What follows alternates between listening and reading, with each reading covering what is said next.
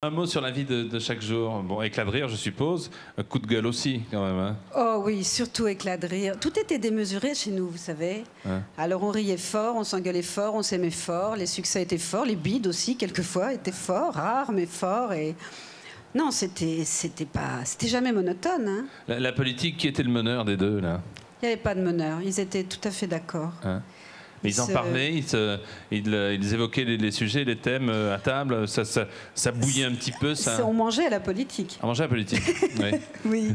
oui, la politique a beaucoup occupé la maison, parce qu'en plus de ça, bon, il y avait Julien et Elvire Livy au 5e, il y avait Maman Montant au rez-de-chaussée, il y avait moi au milieu qui naviguait entre le haut et le bas, et puis il y avait la politique qui avançait, il y a eu le voyage en URSS qui est arrivé juste en 56, après Budapest, où moi je me rappelle avoir vu Aragon venir dans le salon du 15 Place Dauphine supplier Maman et Montant, enfin Montant, c'est lui qui chantait, Maman qui suivait, mais c'était Montant qui chantait, venir, tout le monde venait dire il faut y aller, il avait besoin de personne, Montant, pour savoir qu'il fallait y aller, et lui il n'allait pas faire payer tout un peuple les excès des dirigeants, donc il y est allé, mais après ça a commencé à être un peu rude à la maison avec Tati Tonton, et enfin bon, ça a été douloureux. En ayant été nourri à la politique, vous n'avez pas eu envie d'embrasser une carrière de la sorte, non?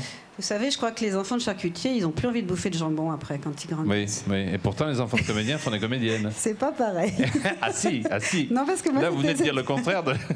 Non, parce que c'était à table. Vous savez, quand les assiettes volent brusquement parce qu'on n'est pas d'accord, tout d'un coup, on se dit non, c'est... Bon. Ils vous ont aidé à faire de la comédie, non? Non, ils m'ont pas aidé. Ils m'ont pas empêché. Déjà, c'est une aide. C'est déjà bien, pas mal, oui. Mais ils vous ont dit, vas-y, ou alors débrouille-toi. Débrouille-toi. Ils ont bien fait, cela dit, parce qu'aujourd'hui, je peux avoir la fierté de me dire que tout ce que j'ai fait, je l'ai fait par moi-même. Alors, c'est pas plus mal. La petite jeune fille, vous allez la voir. Regardez ces quelques images ensemble.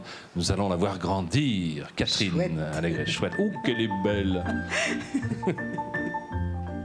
Trois petites notes de musique ont plié boutique au creux du souvenir. C'en est fini de leur tapage, elles tournent la page et vont s'endormir.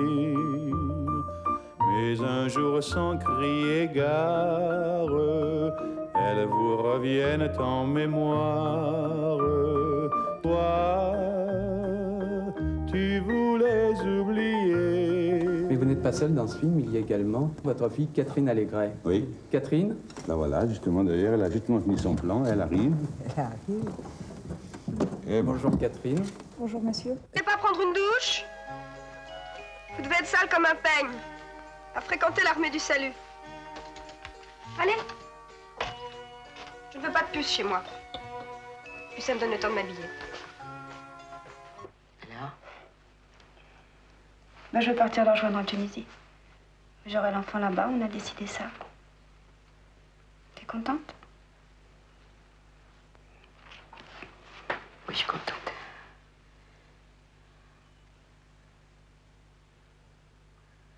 Voilà. Ben voilà quoi. Moi, toi, t'as toujours su ce que tu voulais.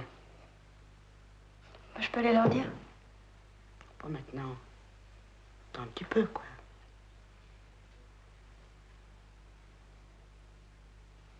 Bon, je te laisse travailler.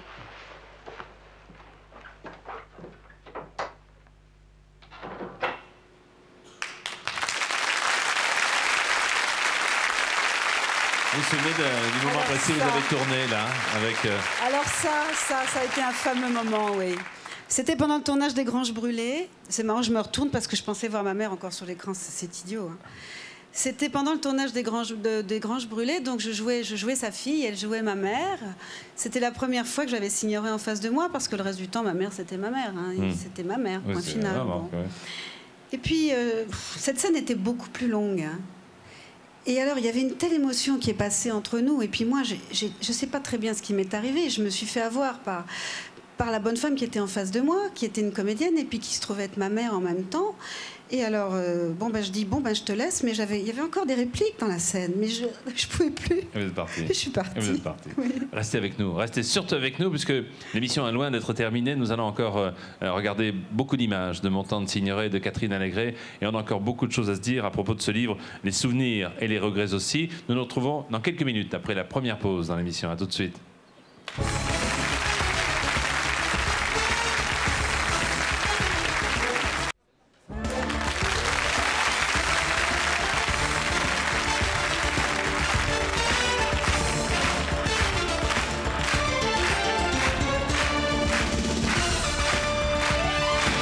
Sacrée soirée continue avec Catherine Allégret pour son livre Les souvenirs et les regrets aussi.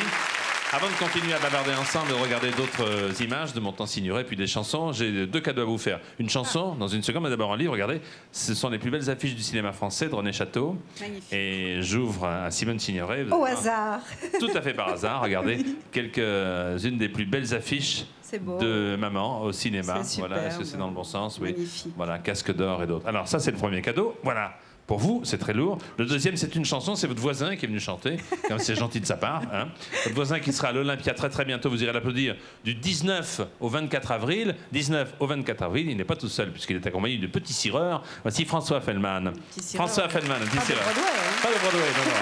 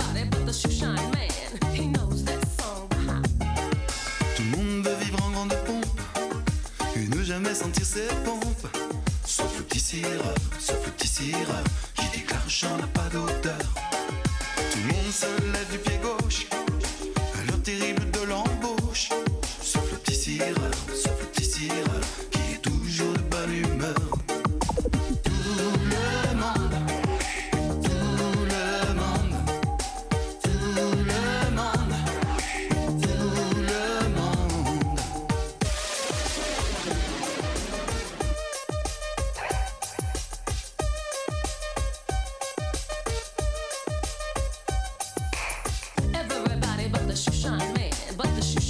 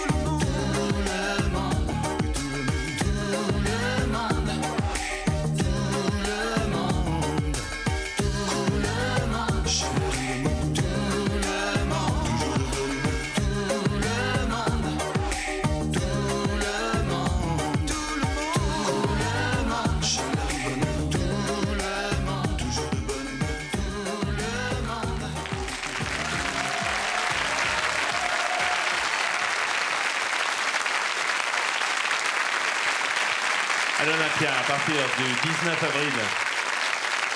François Fellman.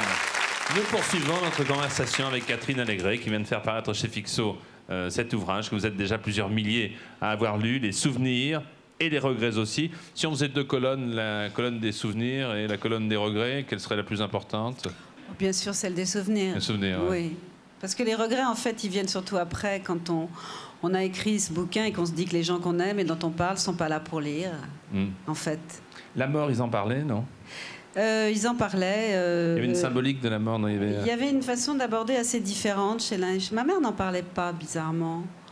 Sauf quand elle s'est vue malade et qu'elle a dit bon, alors si je meurs, vous faites comme vous voulez, vous me brûlez, vous me. Quoique, un bel enterrement avec plein de monde et plein de fleurs, ça serait pas pour me déplaire. Elle avait dit ça, oui, elle l'avait dit. Et Montand, il en parlait? Montand, non. Montand, il faisait toujours des colibets enfin, des colibets. Non, c'est un vilain mot qui convient pas.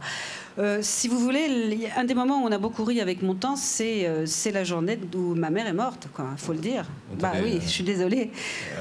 Parce qu'il avait tellement de chagrin, on avait tous tellement de chagrin, et on trouve tellement que la mort, c'est quelque chose de je sais pas, on n'aime pas prendre des airs compassés, tordre son mouchoir dans son coin, parce que je crois que quand on a beaucoup aimé les gens qui meurent, et surtout si c'était des gens très drôles, et s'il y a une chance sur 1 million pour qu'ils vous voient, la meilleure preuve d'amour qu'on puisse leur donner, c'est de rigoler puis de faire des grosses plaisanteries. C'est pas toujours facile. Si. Quand on est entre gens de bonne compagnie, je vous jure que ça marche.